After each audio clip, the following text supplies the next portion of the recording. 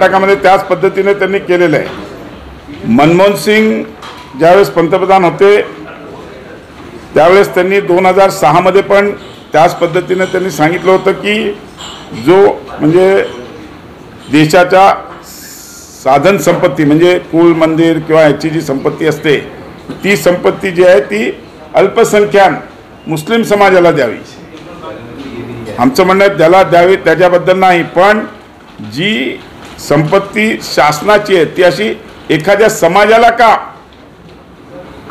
आज माझा तर प्रश्न आहे म्हणजे मल्लिकार्जुन खरगे साहेब, सोनिया गांधी, राहुल गांधी, प्रियंका गांधी यांच्या सगळ्या प्रमुख नेत्यांनी हे आज स्पष्ट केलं पाहिजे की आम्ही समाजाच्या याच्यावर म्हणजे मुस्लिम समाजाला असं कुठलंही आरक्षण ओबीसीच्या ह्याच्यातून देणार नाही किंवा देणार असेल तर तसं स्पष्टीकरण त्यांनी केलं पाहिजे। कारण की मी सांगितलं पहिल्यांदाच तसं डॉक्टर बाबासाहेब आंबेडकरांनी यांनी धार्मिक आरक्षणाला विरोध केला होता, कधीही धर्माच्या याच्यावर आरक्षण देऊ नये असं त्यांनी सांगितलं होतं। मग डॉक्टर बाबासाहेब आंबेडकरांच्या विचाराला विरोध करून आज काँग्रेसचं राजकारण चालू आहे। आज 370 कलम मला सांगा, आज 370 कलम काँग्रेसला कॅन्सल करायचा काय एवढा हे आहे, त्याच्याने त्यांना काय त्रास आहे।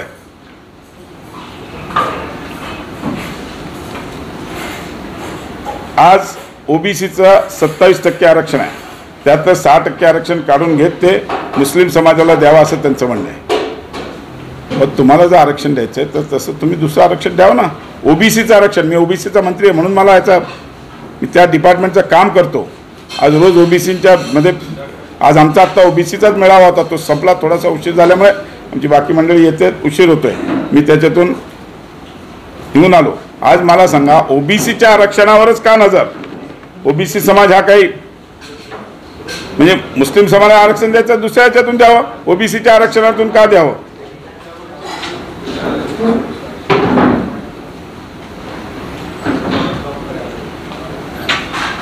माझं तर म्हणणं आहे काँग्रेसने आज खुलासा केला पाहिजे की ते धार्मिक ह्याच्यातून आरक्षण देणार नाही।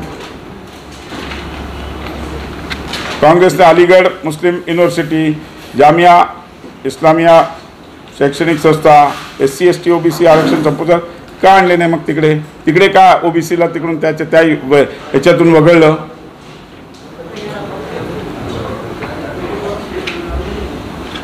काश्मीरमध्ये 370 कलमला तर काय मला उलट वर्षानुवर्ष सर्व जनतेची इच्छा होती की 370 कलम रद्द झालं पाहिजे आणि ते आज रद्द केलं तर ते परत लागू करायचं त्यांचं आहे।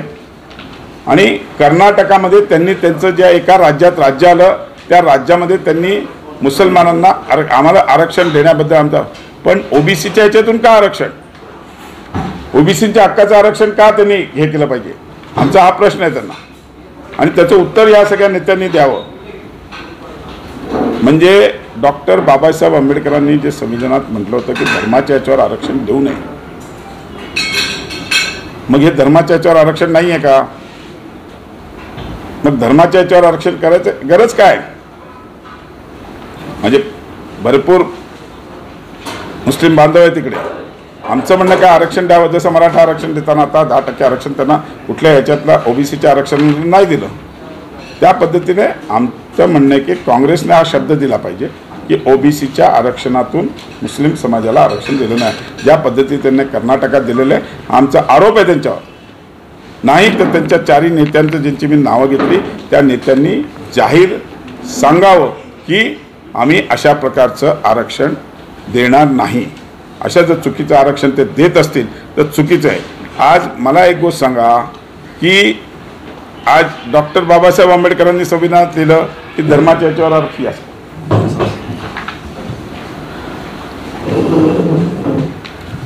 धर्माच्या याच्यावर आरक्षण देऊ नये या पद्धतीने डॉक्टर बाबासाहेब आंबेडकरांनी जाहीर, तरी आज हे कर्नाटकात त्यांनी तो प्रयत्न केला, इम्प्लिमेंट केलं। आज ओबीसी मधून त्यांनी आज आरक्षण दिलं मुस्लिम समाजाला आणि आता देशभरामध्ये ते लागू करू इच्छितात।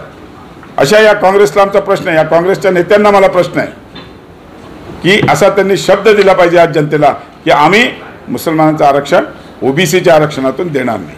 मी ओबीसीचा नेता आहे, ओबीसी विभागाला लीड करतो आणि म्हणून माझा हा आजचा या प्रेस कॉन्फरन्सच्या माध्यमातून मी काँग्रेसला हा माझा प्रश्न आहे की तुम्ही मान्य डॉक्टर बाबासाहेब आंबेडकरांचा सन्मान करणार का नाही? आमच्या विरुद्ध घोषणा देतात तुम्ही, आम्ही संविधान, अरे तुम्ही तर संविधानात लिहिलेलं तुम्ही कर्नाटकामध्ये चेंज केलं. धर्माच्या याच्यावर कुठले आरक्षण देऊ नये म्हणून संविधानात लिहिलेलं होतं, तरी त्यांनी ते बदललं. कर्नाटकमध्ये ऑलरेडी दिलेली आहे. त्यामुळे आमचे आज काँग्रेसला असा प्रश्न आहे या तिन्ही नेत्यांना की राहुल गांधी असतील, सोनिया गांधी असतील, प्रियंका गांधी असतील आणि खारगेजी असतील, मल्लिकार्जुन खरगे साहेब यांनी आज जाहीर त्यांच्या भाषणात सांगितलं पाहिजे की आम्ही धर्माच्या ह्याच्यावर कुठल्याही प्रकारचं आरक्षण देणार नाही. हां,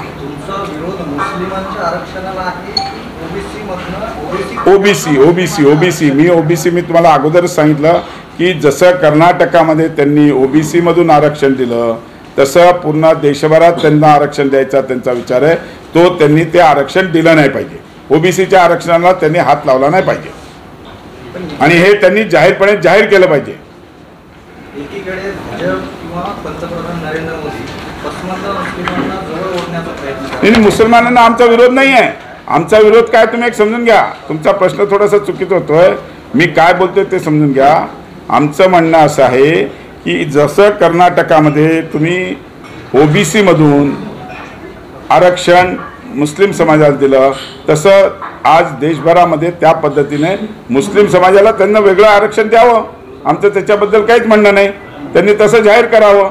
ओबीसीच्या आरक्षणातून का मुसलमानांना आरक्षण? मुस्लिम नाही असं काही नाही. आम्ही सगळे प्रचारात आहोत आता सकाळपासून. नाही, सभा कसा आता पहिला टप्पा 6 तारखेचा 7 तारखेचा टप्पा संपला की पुढच्या टप्प्यामध्ये आम्ही आहोत ना. आता ज्या सभा चालू आहेत तुम्ही बघितलं असेल, रोज ज्या सभा चालू आहेत जिकडे 7 तारखेला निवडणूक आहे. हां, इकडच्या टप्प्यातले येतील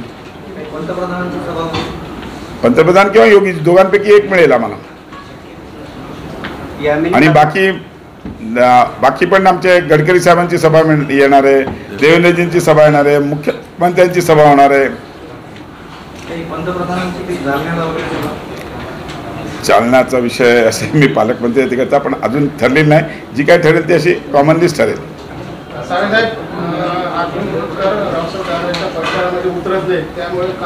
काल झालं ना पॅचअप, दोघांचं फोटो आले सगळीकडे, आज पेपरला टाकले.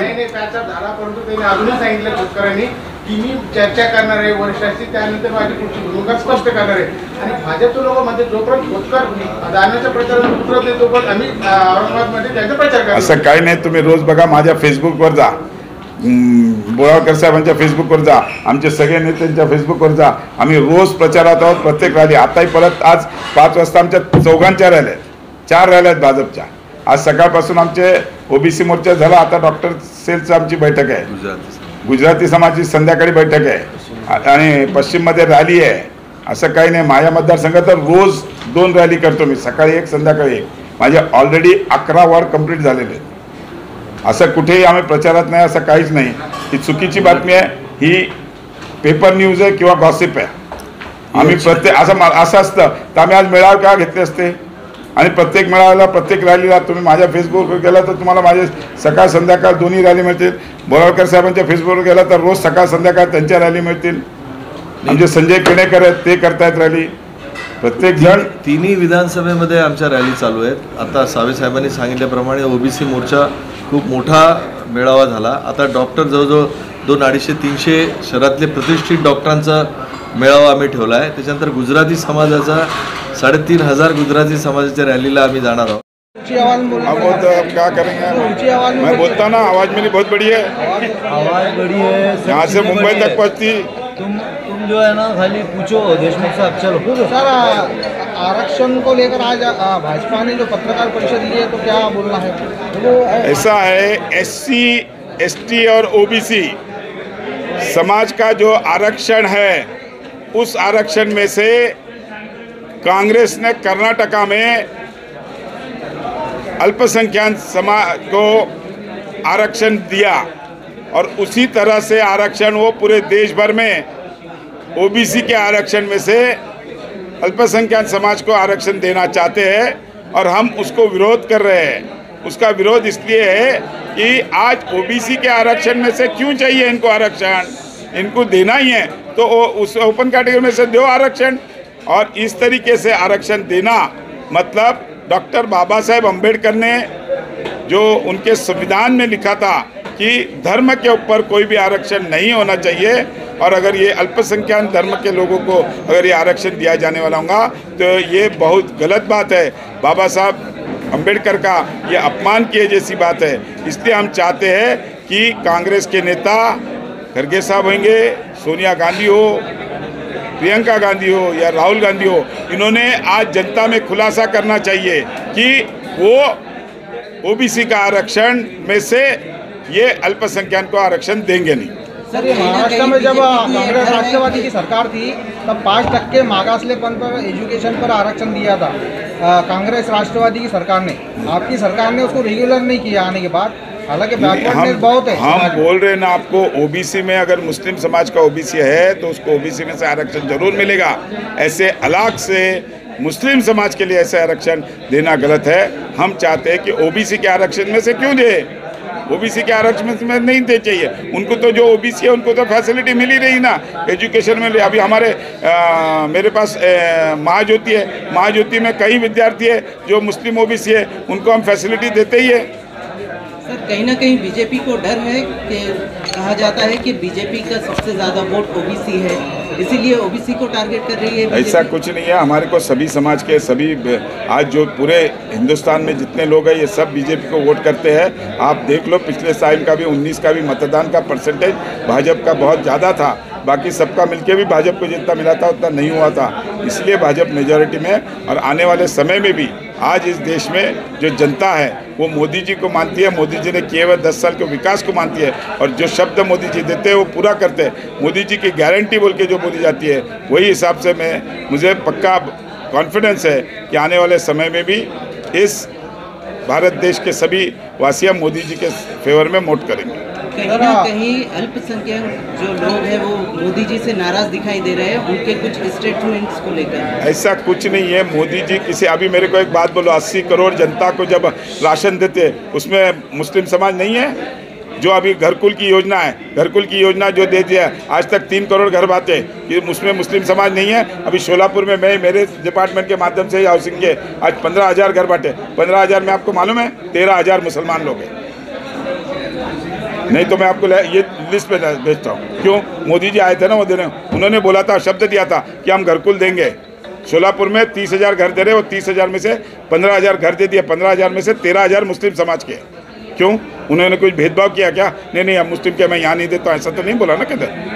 तो ये जो एलिगेशन है ये गलत है। ऐसा कोई भी हिंदुस्तान में रहने वाले कोई भी मुस्लिम समाज को कोई भी हमारे से मतलब हमारा उनको विरोध नहीं है। सर, कल आपके मतदार संघ में आग लगने की घटना हुई थी, उसमें एक बालिका की मौत हुई है, क्या आपने वहाँ पर विजिट की? मैं जाके आया, मालूमात ले लिया मैंने, महापालिका के इनसे बात किया, कमिश्नर से, और जाके आया। नरेंद्र मोदी का एक स्टेटमेंट देने वाले संसद में उन्होंने कहा है कि मैं कमिश्नर से बात आरक्षण के खिलाफ हूँ, आरक्षण किसी को भी नहीं चाहिए। क्या एक मिनट, सॉरी।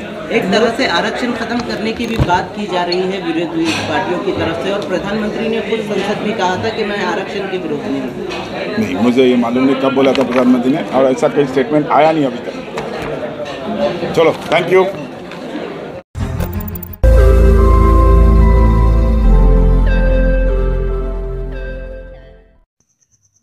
रोज नई खबरों को देखने के लिए हमारे औरंगाबाद समाचार चैनल को सब्सक्राइब कीजिए और नोटिफिकेशन पाने के लिए हमारे बेल आइकन को दबाइए ताकि हर खबर की नोटिफिकेशन आपको मिलती रहे।